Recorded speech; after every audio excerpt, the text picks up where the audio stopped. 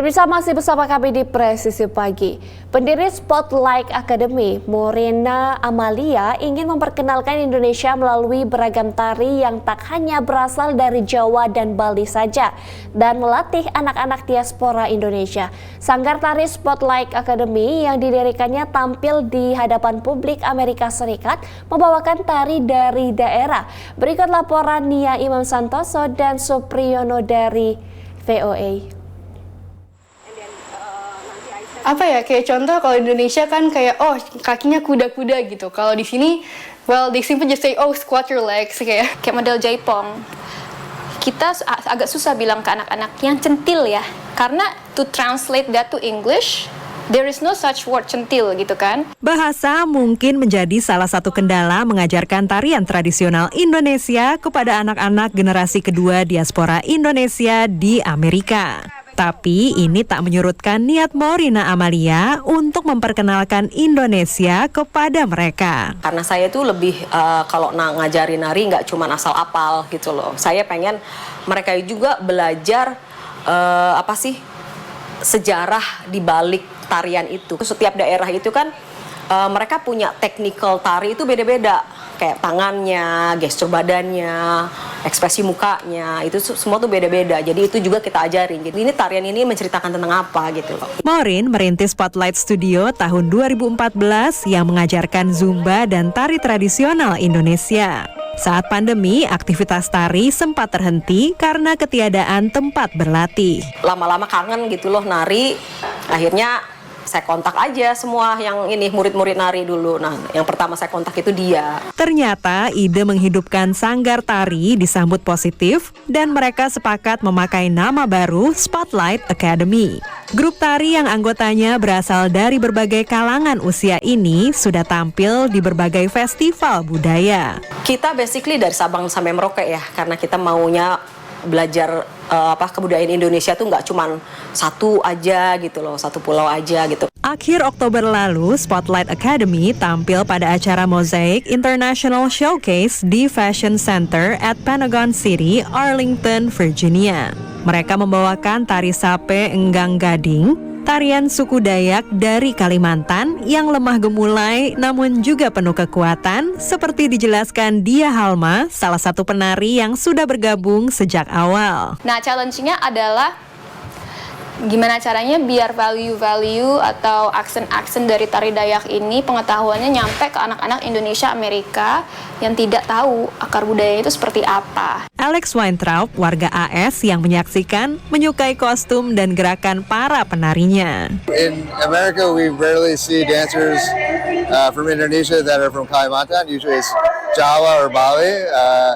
So it was a treat to see dancers from Kalimantan. I think it's a great way to introduce people who may not know anything about Indonesia or even Southeast Asia, to introduce them to a small segment of Indonesia's rich cultural heritage. Tak hanya pengunjung, Kira Luna Montratama, siswi SMA yang sudah setahun bergabung dengan Spotlight Academy, menganggap tarian adalah cara menarik untuk mengenal Indonesia. Jadi aku suka pentas ini, ikut ini karena not only aku juga belajar tentang cultureku sendiri juga kan, tapi aku juga preserve culture aku dan showcase ke orang-orang di US public juga. Ngelihat mereka bisa ngekompakin mereka itu susah gitu loh.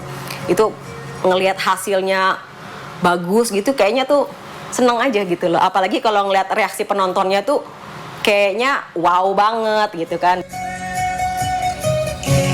Dari Silver Spring, Maryland dan Arlington, Virginia, Dania Iman, Supriyono, Nia Iman Santoso, VOA.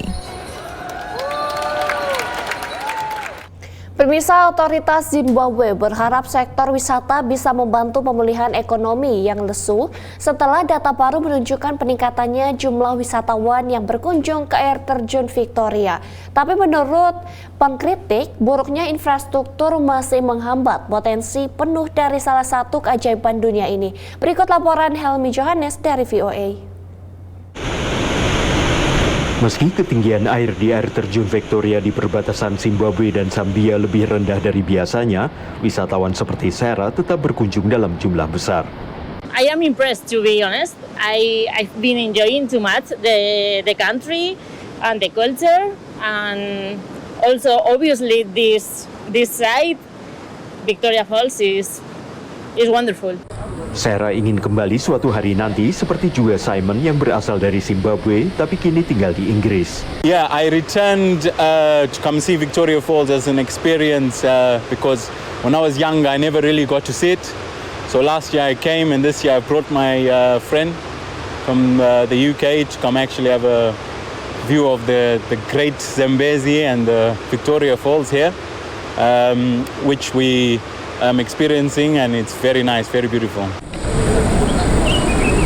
Namun reputasi internasional Zimbabwe terpukul akibat apa yang digambarkan Departemen Luar Negeri Amerika sebagai laporan yang kredibel tentang pelanggaran hak asasi manusia, termasuk pembunuhan di luar hukum atau sewenang-wenang, kondisi penjara yang keras dan mengancam jiwa, serta pembatasan kebebasan berekspresi dan media. Menurut ekonom Gift Mugano, praktik pemerintah ini berdampak negatif pada pariwisata. That is not good for our brand equity. And so as long as we are doing that, we don't get as much arrive as possible because we earn a bad name as a country. On hardware issues, we need to work on an infrastructure, our roads, our water supplies, our electricity. Meski demikian, statistik pemerintah menunjukkan sektor pariwisata menyumbang $493 juta pada paruh pertama tahun ini, dibanding 398 juta pada periode yang sama tahun lalu. Dan para pemimpin industri pariwisata berharap ada pertumbuhan yang berkelanjutan. The government has embarked on an emergency road rehabilitation program, and some other major roads have started getting attention. Our roads shall also get attention in due course. We are not too much worried about that because our airports have been rehabilitated, because also the fact that most of our tourists come from outside the country means that the state of the roads does not completely damage the image of tourism or the numbers that are going to come through into the country. Clement menambahkan, jumlah wisatawan yang berkunjung ke Zimbabwe meningkat sejak berakhirnya pandemi COVID, dan jumlah kunjungan meningkat 27% pada paruh pertama tahun ini dibanding periode yang sama tahun lalu, menurut Menteri Pariwisata Zimbabwe. Ia berharap di masa depan sektor pariwisata akan menyaingi sektor pertanian, manufaktur, dan pertambangan sebagai pendorong ekonomi. Dari Arlington, Virginia, saya Helmi Yohanes dan tim VOA. Pemirsa, tetaplah bersama kami, Presisi Pagi akan segera kembali.